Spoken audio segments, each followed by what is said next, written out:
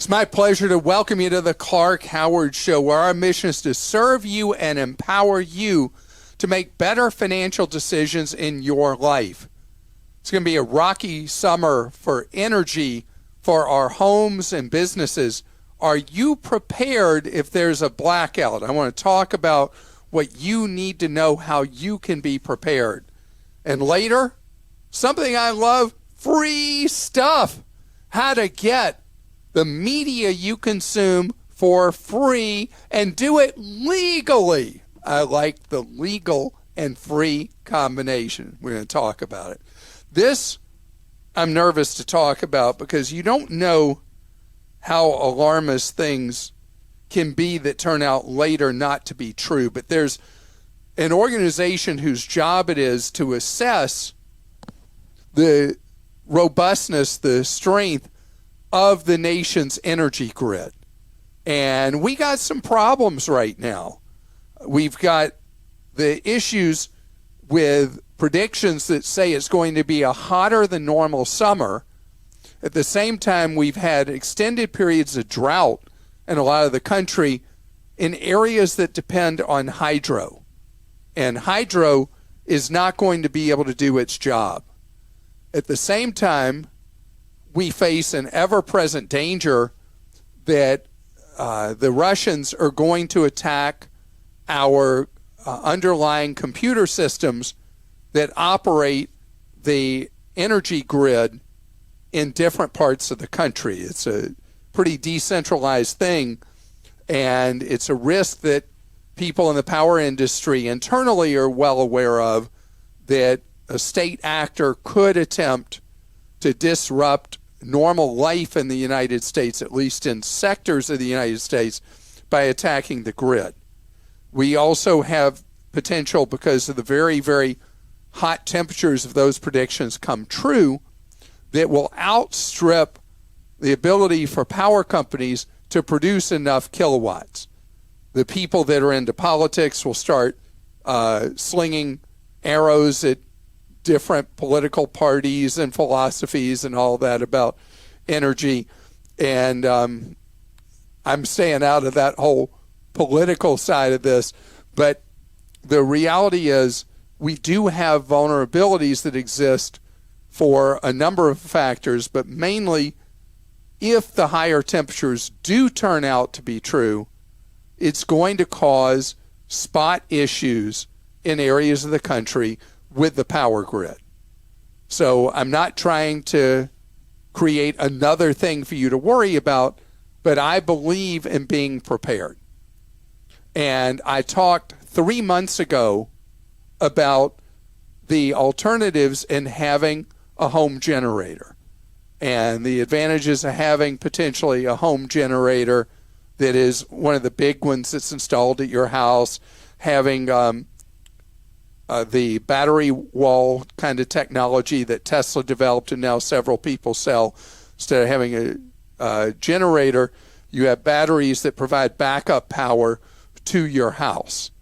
But there is another alternative as well, and it's not an all or nothing thing. You can have a relatively small portable generator that these are available now, and they tend to cost more in the range of $1,000 to $2,000. They are battery-powered generators that you charge up the batteries, and they have solar panels that if you have a power outage and the battery power is draining, you regenerate that power with the solar panels. I have one of those that is a pretty heavy portable unit. To call it portable, it takes 2 strong people to carry it, but it is relatively small, is fully charged, the batteries are fully charged, and it comes with these solar panels that fold out and regenerate the power as the batteries drain. What will it run? Well, it depends on the wattage you buy. With any kind of portable generator, whether you have one that runs on a fuel source, you have one that runs on batteries, you have one with solar involved with it, but it's not going to run your whole house. What it will run is it'll keep your refrigerator stuff from spoiling. It'll run your microwave. It will allow you to charge things like your phones, because our phones are so essential and central to so many of our lives now. It will provide for LED lighting, because LED lighting pulls almost no wattage at all, and you can have lights in your home running from one of these portable generators. And that's about it. You're not running the air conditioning in your home. You're not running, in winter, you're not running the heat in your home. All it's doing is keeping basic systems operating. You know, when you think about when you have a power outage, you have to throw everything out of your refrigerator and freezer. How much money did that cost? I mean, that's really bad, ugly. And so having a generator, because modern refrigerators pull so little energy now that you can run them from one of these devices. This is a case where being prepared is going to be great, because let me tell you, when the storm comes, when the power outages come from a storm, and when they come from a state actor like the Russians pulling down grid, or when it happens because we have a really big heat wave and we just run out of juice, having the ability to not have a situation where you're in darkness and you're watching food rot right before your eyes and things like that, taking care of the most basic things doesn't involve having to buy a big whole house generator or anything like that. And if you do buy a generator that's powered by fuel, be very aware of the carbon monoxide risk with those. No proper placement of a portable generator that runs on fuel. Not an issue with the battery-powered ones. Krista? Did you ever get the generator you and your husband were talking about? We're still trying to figure out what to do between solar and I know we need to do something, because it takes forever to get them still. Right. So why don't you get one of these I'm talking about, just so I might do that. The most basic things. This is from Manuel in Florida. Would you advise homeowners to cancel their home insurance policy soon after the house is paid for? Definitely not, because then it's not the mortgage company that's singing the blues. You are. You own the house free and clear. And if you have a catastrophic loss at your house, that's an ugly event that would then come out of your pocket. So if you've worked for a long time, Manuel, whichever it is, in order to own this house free and clear, you don't want all your hard effort and work and years of paying this off suddenly to be wiped out. I know in Florida, homeowners insurance is so frightfully expensive. The compromise would be to go to a much higher deductible on your homeowner's insurance, where you take responsibility for the first, let's say, $10,000 of whatever would go wrong. That could lead to a significantly lower premium, because the insurer knows there will be no what they consider to be nuisance premiums against the homeowner policy. Nuisance claims. It'll only be nuisance claims. It'll only be for major events. This is from Michael in Texas. I often hear you talk about hiring a fiduciary, so when my brother passed away last year, I told his wife to look for one. My brother had a $500,000 life insurance policy, so his wife was a very attractive client. The first fiduciary she talked to was from an insurance company. This person was hard selling annuities and whole life insurance for both her and her 2 small children. My sister-in-law was very susceptible to this pitch because, following the death of her husband. I had to work really hard to make sure she did not purchase either policy.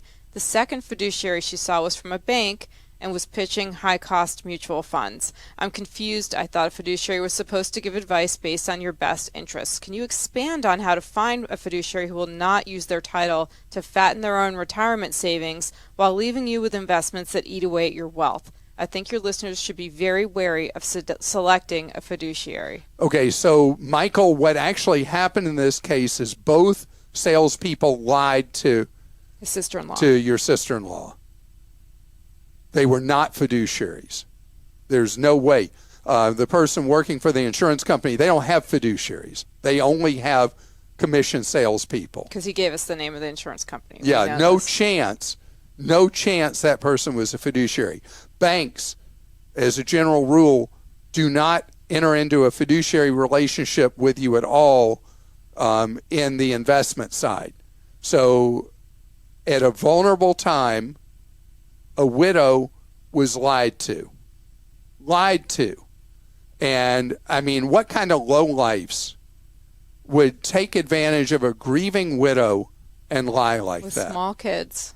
Just hideous, atrocious. A real fiduciary will sign a legal agreement with you that details that they are a fiduciary and they are there to represent you. On Clark.com, we have a guide to how to hire a fiduciary, and there are certain organizations that we talk about where you can find a legitimate person who actually is a fiduciary. Just because somebody is a fiduciary who's legally required to do what's in your best interest doesn't mean the person will jive with you, will match up with you, will be listening to you like you want, will be philosophically or personality aligned with you. But that's the minimum standard, is to make sure that you are hiring an actual real fiduciary instead of the two sleazoids who lied to a grieving widow. Shame, shame, shame on them, the bank, and the insurance company those two people worked for. Sebastian in Washington says, I have a question about your beloved Roths. I am currently doing contributions to my Roth IRA via the backdoor mechanism, since I can't contribute normally. I recently saw that my employer, through their Roth 401k, which I also max, also allows additional contributions, something known as the mega backdoor Roth. Would it be better for me to contribute my $6,000 through that method instead of the Roth IRA? Thank you for keeping my commute educational. Thank you for that, Sebastian. So the question with any of the employer plans that allow excess contributions, how are they ultimately taxed?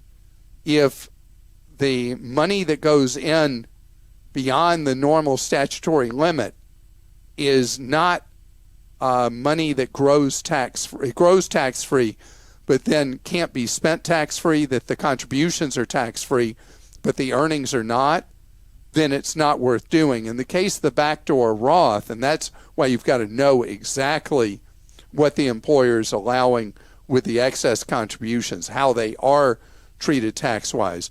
With your backdoor Roth, which is something kind of technical that only applies to you if you make big money, that makes you ineligible for putting money into a Roth IRA each year.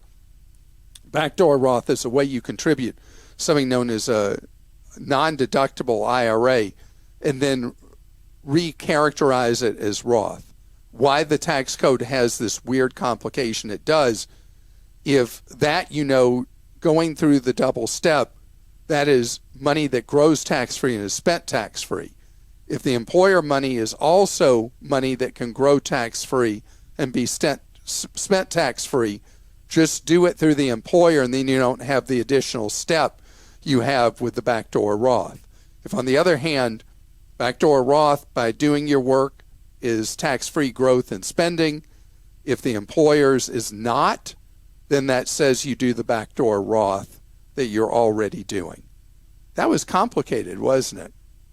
But I love that you're saving the max you already can with your employer and looking for additional ways to save money for your future, because that means you are going to have enormous financial security.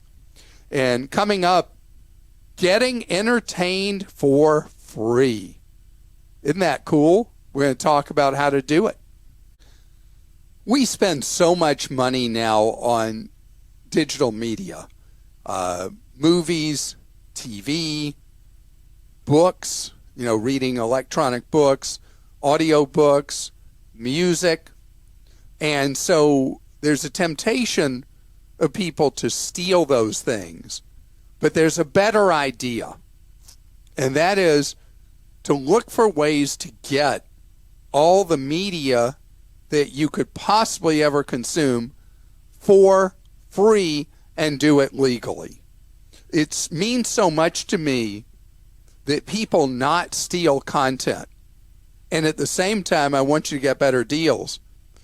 That I've got guides for you on Clark.com divided out by content area. Free movies, free TV, free books, free audiobooks, free music, because I want you to be able to get the content and be complying with the law. Now, there is a catch with the TVs and movies most often. It's that the free sources are going to be ad-supported. Music, most often, free music, going to be ad-supported. My family uses Spotify. I still listen. My son says, Dad, only old people listen to that. I listen to Pandora and listen to the ad-supported version of Pandora. And yeah, Pandora is not as good as Spotify. I know. But, I listen to music when I'm walking, when I'm running, and it helps me along as I'm exercising. And so if I have to listen to, two ads every 5 songs, something like that, I'm happy to do it. I kind of zone when I'm out exercising anyway. It's just nice having the tunes. But anyway, I want you to know that if you feel like your budget's being overwhelmed and you're spending money on the things I'm talking about, why not figure out how to do them for free? And while we're on that topic, I'm shocked that there are still people that listen to Sirius XM and pay all that money for that satellite music service, and at the same time also have some kind of music streaming service. So why not dump the Sirius XM? You can listen to, even if you have an older car, you can get one of those adapters so you can listen to the music through your vehicle speakers that you have on a music service you're streaming on your smartphone. I mean, think about all the ways you can pull expenses out of your life and still have the things you want. And as I shared with you about 6 weeks ago, the hottest trend in video is as companies are seeing subscribers discontinue as they've gone from being at home and they're out and about more, the video services for TV and movies are going as fast as they can to roll out ad-supported free services to try to keep people from firing them completely. And so you're going to see more and more with media content where you're going to be able to get the stuff for free simply by being able to put up with ads. The next sector I think is going to go to this. Forever ago, way long ago and far away, this is going to be a shock to anybody who's younger. You used to have to pay every time you made a long-distance call. And long-distance calls were very expensive. And I used to use a service from Maryland. It was a national service. But it was one where you listened to 15-second ads. And every 15-second ad you listened to, you got 2 free minutes of long distance. And that's what I would do. We used to have these things called payphones. And you'd go to a payphone, and I'd listen to several ads, and then I'd be able to make my long-distance phone call. I think that's coming to cell phones. I think we're going to see, but instead of being listening, you're going to have ads you have to watch, and that will get you more data. because calling is basically completely free now, and people wouldn't see value add to that because you have to pay like nothing for calling and texting. But getting free data in return for watching television-like commercials on your phone, that is absolutely going to happen. Krista? The first question I'm going to read is from John in North Carolina. I have a student who is transferring colleges in the fall. We are looking at options for housing. In our area, rent within walking distance of the college is going anywhere from $1,500 to $2,200 per month. We are considering purchasing a place which we will use for 3 years and then likely rent out for an additional 2 years minimum. We have the money to purchase, and at current interest rates, we would come out ahead by purchasing. Our concern is the current housing market. Will it crash? Most housing costs have increased a minimum of 30 to 50% since 2019. If the housing market crashes due to increased interest rates, will rent prices increase? So you're asking for a very tough crystal ball from me. Are housing prices going to crash? Very unlikely. I don't see that happening. Are housing prices going to soften during the 20s? Yes.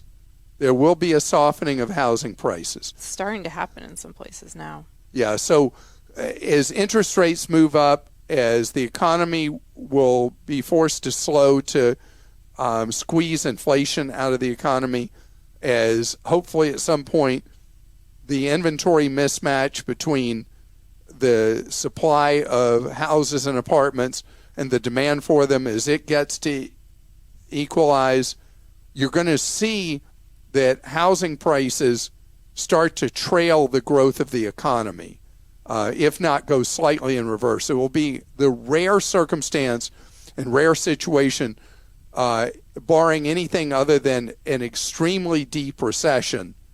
Housing prices are not going to collapse in any way, shape, form, or fashion in any way like they did 15 years ago, because the significant difference then is we had a surplus of housing units. Today we still have a shortage. So yes, I do think that your ownership cycle is going to have to be longer than 5 years to feel like that's going to be a safe purchase. I'd say more like 10 years. And if that's more than you can really get your arms around, that you would intend to own it 3 years for your son, and then be committed, if you needed to own it another 7. If that's a bridge too far, then I think you rent, don't buy. From Karen in Nebraska. My son is a freshman in college and received approximately $8,000 from a tuition reimbursement program. With the current economy, would it be wise to park it in his 529 until the fall, or just keep it in savings and not risk losing anything? Thank you for the service you provide. I have successfully used your advice many times. I manage a school kitchen and I am a single mom. When my alimony ended, I learned about Instacart from you. The gig work allows me to keep this job while still being able to take my at-home kids to school and spend summers with them. And yesterday, I just bought my first I-bond. Karen, congratulations. I-bonds are such a great way to keep up with inflation right now, paying huge interest rates versus anything else. You can buy up to 10 grand of them in a year. You can see our guide to buying I-bonds at Clark.com. Current interest rate is 9 point, I forgot what, 9 point whatever. It's a huge interest rate that you're earning for the next 6 months. As far as the $8,000 from the tuition reimbursement, just keep it in savings. There's not enough time between now and the fall that it makes sense to go through the effort of putting that money into a 529. And it's 9 point what, Krista? Oh, sorry. I thought you looked it up. I can't even read this. It's so tiny. I was trying to find it. Oh. 9.62%. 9.62%. It's a pretty good rate right now, isn't it? It really is. But that's only for 6 months, and then it resets. I also want to mention with the I-bonds, we've had a lot of complaints I didn't get to read, but about the Treasury website, how bad it is. And if you get locked out, this actually happened to me too, but I had 3 people write in this week that they got locked out of their account, and you have to call on the phone, and you're in at least a 2-hour wait, if not longer. So their website can have a lot of issues. You know, the reason is the U.S. Treasury doesn't want to do these small accounts. To them, they're just like a big hassle. They don't put the effort into them, but the optics look really bad if they only make the sale of U.S. debt available to institutions and billionaires. And so they have way underinvested in the website, which is obvious when you try to use the treasurydirect.gov website and savingsbonds.gov. This is from Lewis in Arizona. I'm selling my rental house likely to the tenant. Do I need a realtor or attorney, or can the title company handle everything? I plan to carry the mortgage myself to avoid a large tax bill. What are some of the things to look out for in this process? Can I replace some of the rental income with shares in a REIT, R-E-I-T? As a touring comedian, Arizona Lou, I find that managing a rental is too much. I'm going to have to look him up on YouTube. Yeah, Arizona Lou, good luck to you in your career as a comedian. My daughter, who just graduated from college, is now working for the Groundlings, which will mean something to you, Arizona Lou. So in this case, especially because you're carrying back a mortgage, you're not going to get the guidance you need. And no offense to people who work for title companies, you're not going to get the advice you need to properly structure the sale of this and also be the mortgage company for your tenant. I want you to go see a lawyer in Arizona who, what he or she does is real estate work. Arizona, like a number of states, closings are not done by real estate closing attorneys. They're done by escrow companies, title companies, whatever they call them. There are states that are lawyer closed states, and there are others that are done these other ways. You need someone who understands real estate law, not just a lawyer who's a general practice, who will properly prepare the deal for you selling to the tenant, properly prepare the mortgage and all those documents. And that's going to be an additional expense in the sale of the property. But if the agreement is not done properly, there's real risk to you. Now, your second thing about putting money into a REIT is as opposite what you're doing with an individual rental property as there could be. It's almost like buying a stock. In this case, it's a stock of real estate. And speaking of which, there are a lot of funds you can buy that own pieces of many different REITs instead of you being subject to what happens with a particular REIT. And you can look at any of the low-cost companies and look at the REIT funds they offer. There are even REIT index funds where you own little pieces of many, many different real estate investment trusts. It would be a different kind of thing than what you're thinking about with using a REIT as return of capital that you have put in and hopefully income. And if you do decide you want to go linearly into an individual REIT, you need to really, really study that REIT in terms of the expenses you're going to have to absorb and how diversified that REIT is, so you're not in one that is structured way too narrowly. And I want to tell you, I appreciate you listening today. I appreciate everyone who tunes into us for the advice that we offer.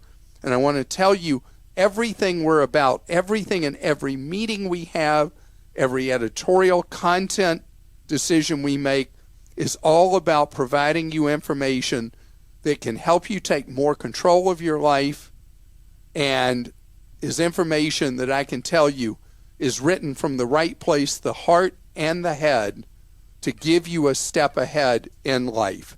So check out Clark.com. And if you're looking for the best deals of the day, check out ClarkDeals.com.